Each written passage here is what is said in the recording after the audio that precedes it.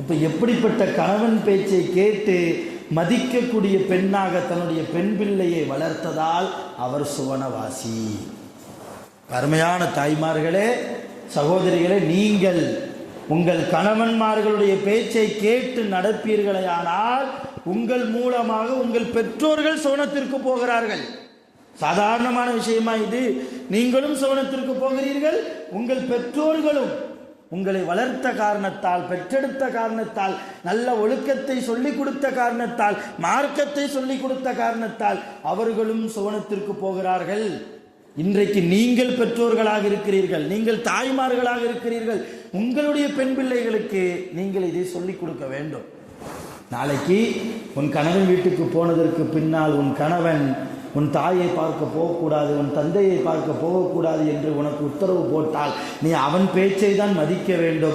எங்களை பார்க்க வரக்கூடாது என்று சிறுபிராயத்திலிருந்தே மார்க்கத்தை சொல்லி ஒரு இஸ்லாமிய பெண், அதிலும் குறிப்பாக ஒரு மனைவி என்கிற ஒரு அந்தஸ்தை அடைகிற போது கணவனுக்கு முன்னால் எப்படி வாழ்வது என்கிற நல்ல ஒழுக்கத்தை அன்பான தாய்மார்களே, சகோதரிகளே, நீங்களும் கடைபிடிக்க வேண்டும், உங்கள் பிள்ளைகளுக்கும் சொல்லித்தர வேண்டும். சாதாரணமான விஷயம் இல்லை. கணவன் பேச்சை மீறினால் எவ்வளவு தொழுதாலும் அந்த தொழுகையை அல்லாஹ் சுருட்டி முகத்தில் வீசி விடுவான் கியாமத்தில். உங்கள் நினைவில் வைத்துக் கொள்ளுங்கள், நீங்கள் ரமலான் மாதம் முழுவதும் ஒரு நோன்பு கூட விடாமல் 30 நோன்பு வைத்தாலும், அல்லது உங்களுக்காக விதிக்கப்பட்ட விதிவிலக்கான அந்த 3-4 நாட்களை தவிர மற்ற நோன்புகளை எல்லாம் நீங்கள் மிகச்சரியாக தக்வாவோடே நீங்கள் நோன்பை வைத்தாலும் கூட உங்கள் கணவன் திருப்தி இல்லை என்றால் நீங்கள் போகக்கூடிய இடம் மிக மோசமான இடம். மோசமான இடம். அம்மா நிறைய தொழுகிறதில்லை, ஹஜ்ஜுக்கு நிறைய போனதில்லை, குரான் சரியா ஓத தெரியாது, நிறைய மார்க்கம் சம்பந்தப்பட்ட விஷயங்களில் பெரும்பகுதி தெரியாது, இருந்தாலும் கூட கணவன் பேச்சுக்கு மதிப்பு கொடுத்து வாழ்ந்தால் அந்த அம்மாவுக்கு அல்லாஹ் சுவனத்தை வழங்குகிறான் என்பதுதான் நபிகள் நாயகம் ஸல்லல்லாஹு அலைஹி வஸல்லம் அவர்களுடைய ஹதீஸுகளின் கருத்தாக இருக்கிறது. அருமையான பெருமக்களே, தாய்மார்களே, சகோதரிகளே, எக்காரணத்தை கொண்டும் நீங்கள் உங்களுடைய கணவன்மார்களுக்கு மாறு செய்ய வேண்டாம். அவர் நல்லவரோ கெட்டவரோ, அவர் தொழுகையாளியோ அல்லது தொழுகையின் தொடர்பில்லாதவரோ, அவர் குளிக்க அவர் பதில் சொல்வார். உங்கள் வேலை என்ன? உங்கள் கணவருக்கு நீங்கள் கட்டுப்படுவது. ஹராம சொன்னா கேட்க வேண்டிய அவசியம் இல்லை. ஹராம சொன்னா அது கணவனாக இருந்தாலும் கேட்க வேண்டிய அவசியம் இல்லை. உங்கள் கணவன் உங்களுக்கு ஒரு விஷயத்தை சொல்கிறாரா, அது மார்க்கம் சம்பந்தப்பட்ட விஷயமாக இருக்கிறதா, மார்க்கத்தில் அந்த விஷயத்திற்கு, கணவன் சொல்லக்கூடிய விஷயத்திற்கு அனுமதி இருக்கிறதா என்பதை நீங்கள் ஆராய்ந்து பார்த்ததற்கு பின்னால் அனுமதி இல்லை என்றால் அந்த பேச்சை கேட்க வேண்டிய அவசியம் இல்லை. அனுமதி இருக்கிறது என்றால் கண்டிப்பாக உங்கள் கணவனின் பேச்சை நீங்கள் கேட்டுத்தான் ஆக வேண்டும். ஒரு 20 வருடம் அல்லது 25 வருடம் பெற்றோர்களுடைய வீட்டில் வளர்ந்து விட்டு புதிதாக இன்னொரு வீட்டிற்கு வாழ்க்கைப்பட்டு போகிற போது அதுதான் வாழ்க்கை. அங்கே இருக்கிற ஆண் தான் உங்கள் வாழ்க்கை துணைவன் இல்லையா? உங்களுடைய கணவன்மார்கள். அதற்கு பின்னால் பெற்றோர்களை மதிக்க வேண்டும், பெற்றோர்களுக்கு துஆ செய்ய வேண்டும். பெற்றோர்கள் ஏதாவது கஷ்டத்தில் இருக்கிறார்களா, கணவன் மூலமாக உதவி செய்யலாம், தவறில்லை. ஆனால் உங்களுடைய பெற்றோர்கள் விஷயத்தில் உங்கள் கணவன் அதிருப்தியாகிவிட்டால், அதிருப்தியாகி அந்த பெற்றோர்களை நீங்கள் சந்திக்க போகக்கூடாது என்று சொல்வார்களேயானால் அந்த கணவன் பேச்சை மீறாமல் இருப்பதுதான் உங்களுக்கு சாலச் சிறந்தது. இதை ஆழமாக உங்களுடைய கல்வியில் நீங்கள் பதிய வைக்க வேண்டும். ஸ்பெசிஃபிக்காக இந்த ஒரு விஷயத்தை குறிப்பிட்டு நான் எதற்காக சொல்கிறேன் என்றால், நிறைய பெண்கள் சம்பந்தமாக நிறைய விஷயங்கள் இருக்கிறது. இருந்தாலும் எடுத்த எடுப்பிலேயே கணவன் பேச்சுக்கு மாறு செய்யாதீர்கள் என்கிற தலைப்பின் கீழ் உங்களிடத்தில் எதற்காக நான் பேசுகிறேன் என்றால், மிக பாரதூரமான விஷயம் இது. உங்கள் கபரு சுவனத்து வாழ்க்கையா, உங்கள் கபரு நரகத்தின் படுகுழியா என்பது உங்கள் கணவனோடு நீங்கள் எப்படி நடக்கிறீர்கள் என்பதை பொறுத்துத்தான் இருக்கிறது. ஆண்களை பொறுத்த வரைக்கும் அல்லாஹ் தொழுகையை பார்ப்பான், நீதத்தை பார்ப்பான், நேர்மையை பார்ப்பான், தான தர்மத்தை பார்ப்பான், நோன்பை பார்ப்பான், ஜக்காத்தை பார்ப்பான், ஹஜ்ஜை பார்ப்பான், குர்ஆன் ஓதினானா என்பதை பார்ப்பான். இதுவெல்லாம் ஆண்கள் சம்பந்தமாக. பெண்கள் சம்பந்தமாக அல்லாஹ் பார்ப்பது இவள் கணவனுக்கு கட்டுப்பட்டாளா, இந்த ஒன்று தான். அதற்கு பின்னால் தான் மற்றதெல்லாம்.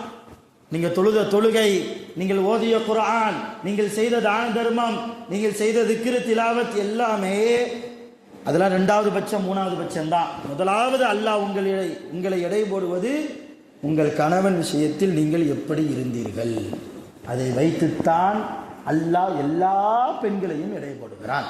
அந்த விஷயத்தில் மிக கண்ணும் கருத்துமாக என் அன்புக்குரிய சகோதரிகள், தாய்மார்கள் நீங்கள் நடக்க வேண்டும். அதே போன்று ஒரு பெண் நினைத்தால் எதையும் மாற்றிவிடலாம் இல்லையா? நான் முதலிலே சொன்னது போல பெண்களுடைய தியாகம் இல்லாமல் இஸ்லாமிய வளர்ச்சி இல்லை. பெண்களுடைய தியாகம் அவ்வளவு அலாதியானது. உங்களை போன்ற ஒரு பெண்மணி தான் என் அருமையான தாய்மார்களே. கதீஜா ரலியல்லாஹு தஆலா அன்ஹா எப்பொழுது ரசூலுல்லாஹி ஸல்லல்லாஹு அலைஹி வஸல்லம் அவர்களை மணம் முடித்தார்களோ, எப்பொழுது ரசூலுல்லாஹ்வுக்கு நபி பட்டம் வழங்கப்பட்டதோ, தான் நபி என்கிற விஷயத்தை நபி ஸல்லல்லாஹு அலைஹி வஸல்லம் எப்பொழுது கதீஜா அம்மாவிடத்தில் பகிர்ந்தார்களோ அந்த நிமிடத்திலேயே உண்மைப்படுத்தினார்கள் கதீஜா அம்மா. நான் நம்புகிறேன் நீங்கள் நபிதான், நான் நம்புகிறேன். என் கணவரை பற்றி எனக்கு தெரியாதா? என் கணவர் பொய் சொல்வாரா? என் கணவர் ஒரு நேர்மையானவர் இல்லையா? நான் நம்புகிறேன், நீங்கள் நபி என்பதை நான் நம்புகிறேன். என்ன புரிகிறோம்?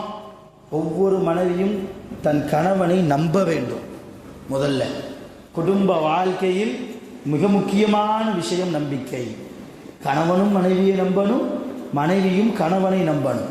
குறிப்பாக பெண்கள் பயானாக இது இருப்பதால் உங்களுக்கு ரொம்ப அழுத்தி சொல்கிறேன், உங்கள் கணவன்மார்களை நீங்கள் நம்புங்கள். நம்பியவர்களாக நீங்கள் இருந்தால் அல்ஹம்துலில்லாஹ், உங்களில் ஒவ்வொருவருக்கும் உங்களை பற்றி உங்களுக்கே தெரியும். நீங்கள் நம்பாதவர்களாக இருந்தால் தயவு செய்து நம்பிவிடுங்கள். உங்கள் கணவரை நம்புங்கள். உங்களை கரம் பிடித்தவர், உங்களுக்காக தங்கள் வாழ்க்கையை அர்ப்பணித்தவர், உங்களுக்காக தங்கள் வாலிபத்தை அர்ப்பணித்தவர், உங்களுடைய சுகத்திற்காக, உங்களுடைய பொருளாதாரத்திற்காக உங்களை கூட பார்க்க முடியாமல், பெற்றெடுத்த பிள்ளைகளை கூட பார்க்க முடியாமல் வெளிநாட்டில் கடினமாக உழைத்து கொண்டிருக்கிறார்கள் உங்கள் கணவன்மார்கள். அப்படிப்பட்ட கணவன்மார்களை நீங்கள் நம்புங்கள். கதீஜா அம்மா எப்படி நம்பினார்களோ அதே போன்று என் அருமை கதீஜாக்களை நீங்களும் நம்ப வேண்டும். கண்டிப்பாக முதலாக இக்ரா பிஸ்மி ரப்பிக்கல்லதீ ஹலக் என்கிற ஒரு ஆயத் ஹிரா குகையில இறக்கப்பட்ட போது நபி ஸல்லல்லாஹு அலைஹி வஸல்லம் குளிர்ந்த நிலையில், நடுங்கிய நிலைமையில் கதீஜா அம்மா வீட்டுக்கு ஓடோடி வந்தாங்க. ஜம்மிலூனியா கதீஜா, கதீஜா எனக்கு ரொம்ப குளிருது, போர்வை எடுத்து போத்தி விடு என்று சொன்னாங்க. கதீஜா அம்மா போர்வை எடுத்து போத்தி விட்டாங்க தன்னுடைய கணவருக்கு. போர்த்தி விட்டதற்கு பின்னால் குகையில என்ன நடந்தது, மலையில என்ன நடந்தது கேட்டார்கள். ரசூலுல்லாஹ் எல்லாத்தையும் சொன்னாங்க. அப்போ ஒரு மனைவியா இருந்து கதீஜா அம்மா ரசூலுல்லாஹ்க்கு என்ன சொன்னாங்க தெரியுமா? லா யுஹ்ஸீகல்லாஹு அபதா லா தஹ்ஸன், என் அருமை கணவரே நீங்கள் கவலைப்பட வேண்டாம். லா யுஹ்ஸீகல்லாஹு அபதா, ஒருபோதும் அல்லாஹ் உங்களை கேவலப்படுத்த மாட்டான். நீங்கள் கவலைப்படாது. ஏன் பயப்படுறீங்க? லா தஹஃப், பயப்படாதீங்க. ஆறுதல் சொன்ன நிறைய வார்த்தை சொன்னாங்க. நீங்க இல்லாதவர்களுக்கு கொடுத்து உதவுறீங்க, உங்கள் உறவுகளோடு நீங்கள் சேர்ந்து வாழ்கிறீர்கள் இல்லையா? அடுத்தவங்களுக்கு கூட நீங்க சம்பாதிச்சு உங்கள் பொருளாதாரத்திலிருந்து, உங்கள் லாபத்திலிருந்து அவர்களுடைய குடும்பத்தையும் நீங்களே காப்பாற்றுகிறீர்கள். அப்படிப்பட்ட உங்களை அல்லாஹ் கைவிட்டு விடுவானா? உங்களை அல்லாஹ் கேவலப்படுத்துவானா? உங்களுக்கு ஏன் இந்த பயம், ஏன் இந்த கவலை? ஆறுதல் சொன்னார்கள் கதீஜா அம்மா. என்ன புரிகிறோம்? ஒவ்வொரு மனைவியும் வெளியே நடந்த சில விஷயத்திற்காக கணவன் வீட்டுக்குள்ளே கவலையோடு வருகிற போது ஆறுதல் சொல்லக்கூடிய மனைவியாக இருக்க வேண்டுமே தவிர தலைவலியாக இருக்கக்கூடாது. வெளியவே ஆண்கள் நிறைய பிரச்சனைகளை சந்திக்கிறார்கள். வியாபாரத்தில் பிரச்சனை, கொடுக்கல் வாங்கல்களில் பிரச்சனை, சரியான லாபம் இல்லையே என்கிற ஒரு வருத்தம் இல்லையா? யாரோடாவது ஏதாவது ஒரு வாக்குவாதத்தில் ஈடுபட்டிருப்பார்கள். யாரோ ஒரு தடித்த சொல்லை சொல்லியிருக்கலாம்.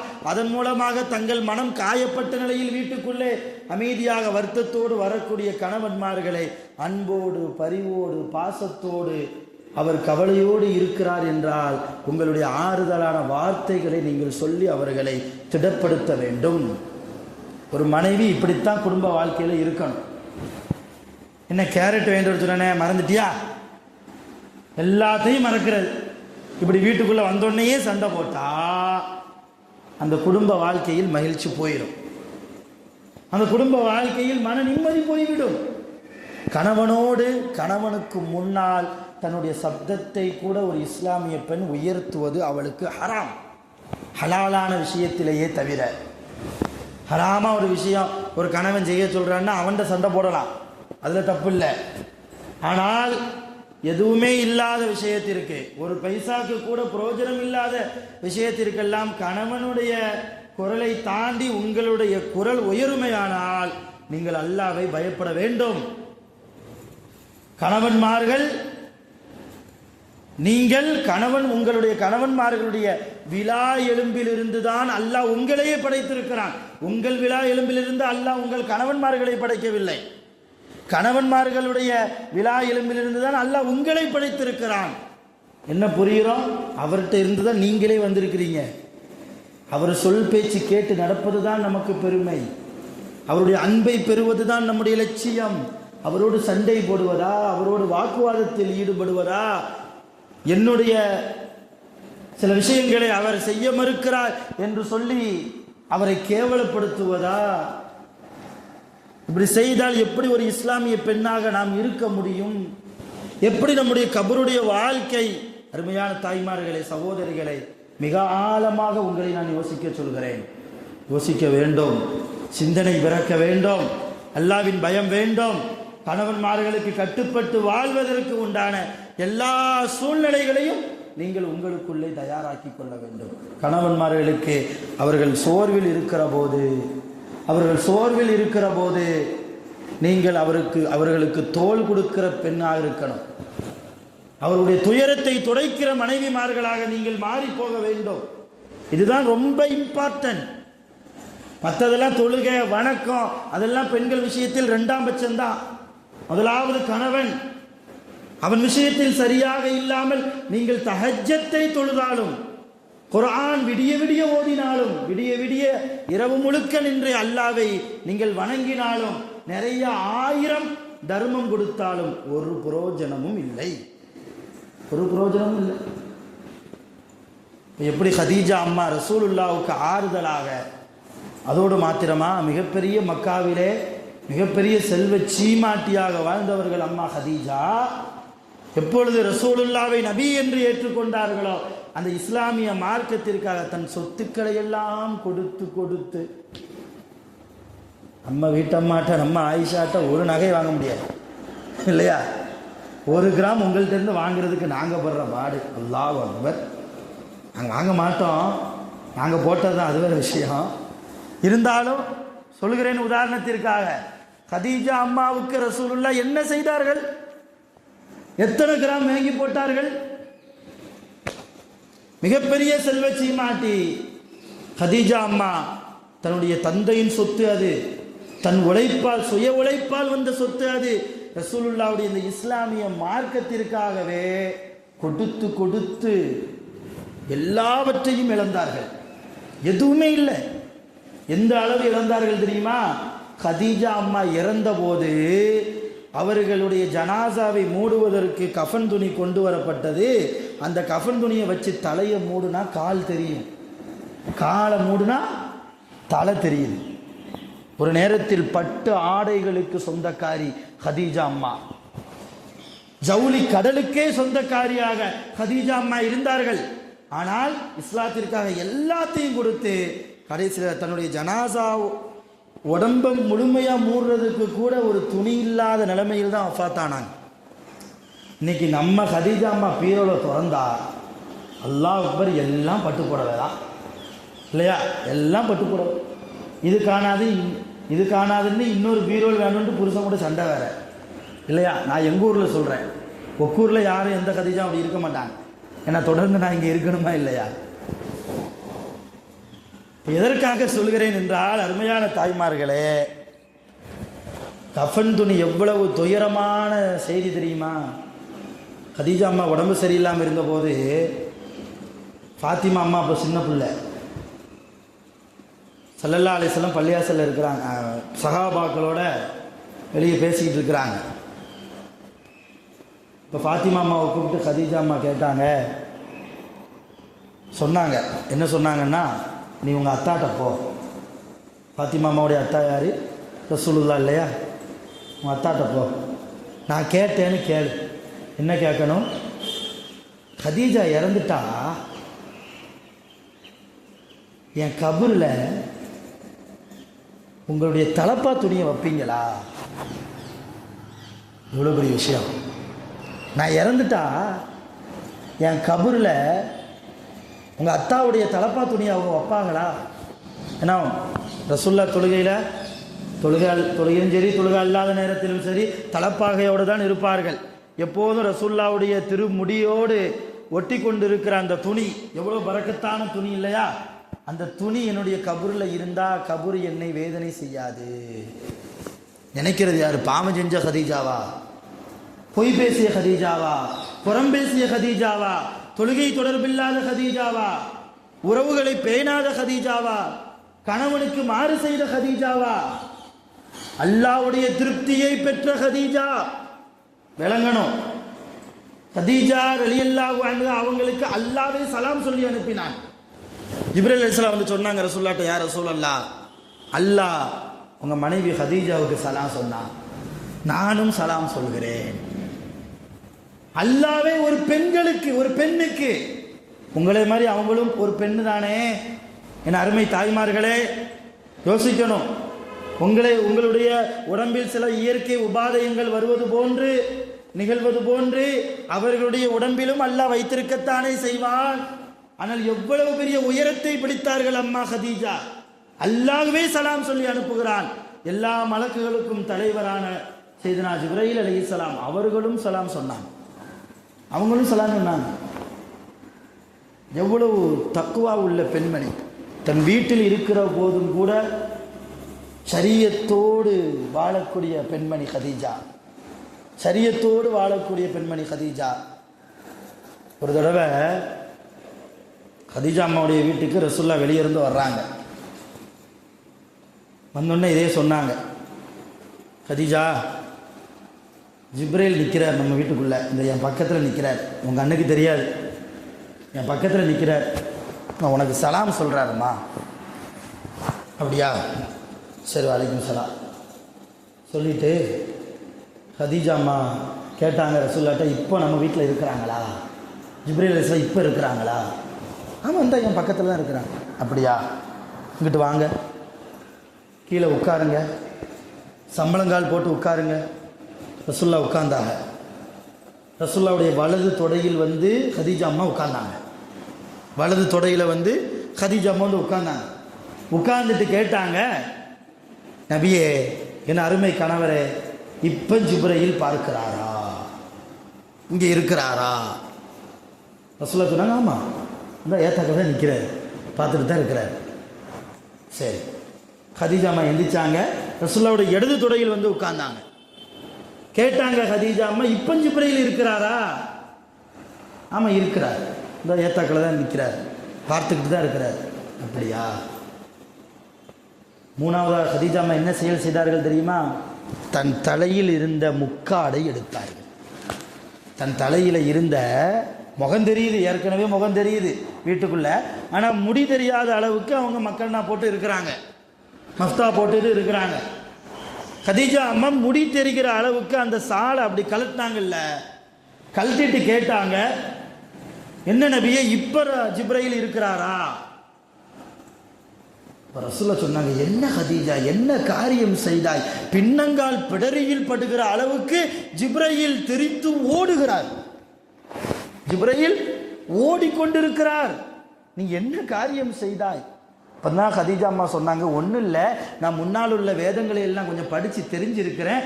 எந்த வீட்டில் உள்ள பெண்களுடைய தலைமுடி வெளியே தெரிகிற நிலைமையில் அந்த வீட்டு பெண்கள் வீட்டுக்குள்ளே இருக்கிறார்களோ அந்த வீட்டுக்குள்ளே யார் வரமாட்டா? மலக்குகள் வரமாட்டார்கள். இதை நான் உண்மைப்படுத்துவதற்காகவே, கொஞ்சம் உறுதிப்படுத்துவதற்காகவே நான் என் தலைமுடியை வெளியே தெரிகிற அளவுக்கு நான் என்ன செஞ்சேன், என் சாலை எடுத்து காட்டினேன். அது உண்மைதான். என்ன புரிகிறோம் என் அருமையான தாய்மார்களே? உங்கள் வீட்டில் நீங்கள் இருக்கிற போது, தனிமையில் உங்கள் வீட்டுக்குள் தான் நீங்கள் இருக்கிறீர்கள், உங்கள் அறைக்குள் தான் நீங்கள் இருக்கிறீர்கள். கணவனோடு தனிமையில் இருக்கிற நேரத்தை தவிர மற்ற நேரங்களில் நீங்கள் வீட்டில் இருக்கிற பொழுதெல்லாம் உங்கள் தலைமுடி வெளியே தெரியுமானால் உங்கள் வீட்டிற்கு மலக்குகள் வருவதில்லை. எந்த வீட்டிற்குள் மலக்குகள் வரமாட்டார்களோ அந்த வீட்டில் யார் வந்துருவா? ஷைத்தான் வந்துருவா.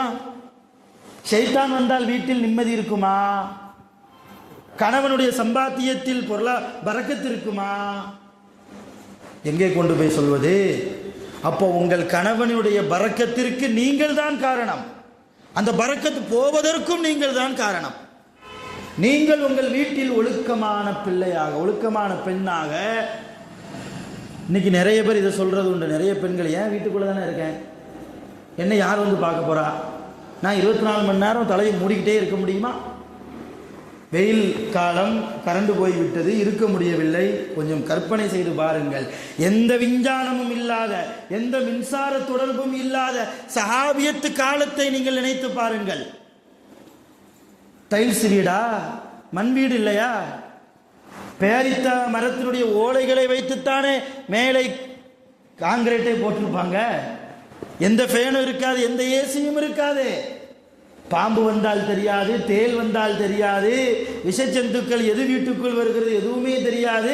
அந்த வெக்கை நிறைந்த வீட்டிற்குள்ளும் கூட சஹாபியத்து பெண்கள் தலைமுடி வெளியே தெரியாமல் இருந்தார்கள். வீட்டுக்குள்ளேயே இவ்வளோ சட்டம்னா, வீட்டை தாண்டி கடை வீதிக்கு வருகிற போது புர்காவுக்கு வெளியே நிறைய பெண்கள் நாம் தலைமுடிகளை தொங்க விடுகிறோமே. பெண்களுக்கு தலைமுடி மறைக்க வேண்டிய மானப்பகுதி, மானம். அது மானம் என்றால் சில உறுப்புகள் மாத்திரமல்ல, தலைமுடி கூட பெண்களுக்கு மறைக்க வேண்டியது. அதை தன் கணவனுக்கு மட்டும்தான் அந்த பெண் காட்ட வேண்டுமே தவிர கணவன் அல்லாத மற்ற யாருக்கும் என்ன செய்யக்கூடாது, காட்டக்கூடாது. அப்படி வாழ்ந்தாங்க அம்மா கதீஜா. கேட்டு அனுப்புனாங்க ஃபாத்திமா அம்மாட்ட, போய் உங்கள் அத்தாட்ட போய் கேளுமா, நான் இறந்து போயிட்டா என் கபூரில் தலப்பா துணியை கொண்டு வந்து வைப்பாங்களா? போய் கேட்டோம். ஃபாத்திமா அம்மாவுக்கு சின்ன வயசு, விளையாண்டுட்டே போனாங்க. ரசூலுல்லாஹ்ட்ட போய் கேட்டாங்க, அத்தா அம்மா ஒரு விஷயம் கேட்டவர் சொன்னாங்க, அவங்க இறந்து போயிட்டாங்கன்னா அவங்க கபூரில் உங்கள் தலப்பா துணியை எடுத்து வைப்பீங்களா? அப்போ ரசூலுல்லாஹ் அழுதுகிட்டே சொன்னாங்க. என்ன சொன்னாங்க தெரியுமா? என் ஹதீஜா கேட்டால், உன் தாய் கேட்டால் என் தோளை கூட உரித்து கொடுப்பதற்கு நான் தயார் என்றார்கள் சையதுனா முஹம்மது ரசூலுல்லாஹ். இதுதான் கணவன் மனைவியினுடைய உண்மையான உறவு. இன்னைக்கு உங்கள் கணவன்மார்கள்ட்ட போய் எல்லாரும் கேட்கணும், தோலை உரித்து கொடுப்பாங்களான்னு சொல்கிறாங்களான்னு பாருங்கள். அப்படி சொன்னாங்கன்னா நீங்கள் பாக்கியவான்கள், உங்கள் கணவன் திருப்தியை நீங்கள் பெற்றிருக்கிறீர்கள் என்ற அர்த்தம். அப்படி சொல்லலையா, நீ எப்போ போக போகிறேன்னு நான் காத்துக்கிட்டு இருக்கிறேன், எந்த ஆம்பளையும் அப்படி சொல்ல மாட்டாங்க. ஆனால் மனசுக்குள்ள நினச்சிக்கிடுவாங்க. அந்த அளவு படாத பாடுபடுத்துகிறோம். உண்மை அதுதான். வெளியே ஒரு டென்ஷன் என்றால் வீட்டுக்குள்ள மனைவியின் மூலமாக ஏகப்பட்ட இடைஞ்சல்கள் இன்றைக்கு இஸ்லாமிய பெண்களால் இஸ்லாமிய கணவன்மார்கள் சந்தித்து கொண்டிருக்கிறார்கள். ஆகவே என் அருமையான தாய்மார்களே, சொல்வதற்கு நிறைய விஷயங்கள் இருக்கிறது. நேரம் முடிந்து விட்டதால் அடுத்த வாரம் இதனுடைய தொடர்ச்சியாகவே நாம் பேசுவோம். வல்ல ரஹ்மான், நீங்கள் துஆ செய்ய வேண்டும். உங்கள் கணவனுடைய பேச்சுக்கு நீங்கள் மதிப்பு கொடுக்க வேண்டும். அப்படிப்பட்ட நல்ல பெண்ணாக யா அல்லாஹ் என்னை ஆக்கு என்று நீங்கள் துஆ செய்ய வேண்டும். அதோடு மாத்திரமல்லாமல் மிக முக்கியமான ஒரு விஷயம், சும்மா வந்தோம், 1 மணி நேரம் ஹஸரத் பயானை கேட்டோம், ஏதோ பேசினார், வெளியே போகும்போது எல்லாத்தையும் மறந்து போகிறது, அது அழகல்ல. இங்கே சொல்லப்படக்கூடிய ஒவ்வொரு விஷயமும் போதுமான அளவுக்கு நீங்கள் உங்கள் வாழ்க்கையில் எடுப்பதற்கு துணிய வேண்டும். வல்ல ரஹ்மான் அப்படிப்பட்ட நியத்து கொண்ட பெண்களாக உங்களை அல்லாஹ் ஆக்குவானாக. வஆகிரு தஅவானா அனில் ஹம்துலில்லாஹி ரப்பில் ஆலமீன். சுப்ஹானல்லாஹி வ பிஹம்திஹி சுப்ஹானக்கல்லாஹும்ம வ பிஹம்திக அஷ்ஹது அல்லா இலாஹா இல்லா அன்த அஸ்தக்ஃபிருக வ அத்தூபு இலைக்.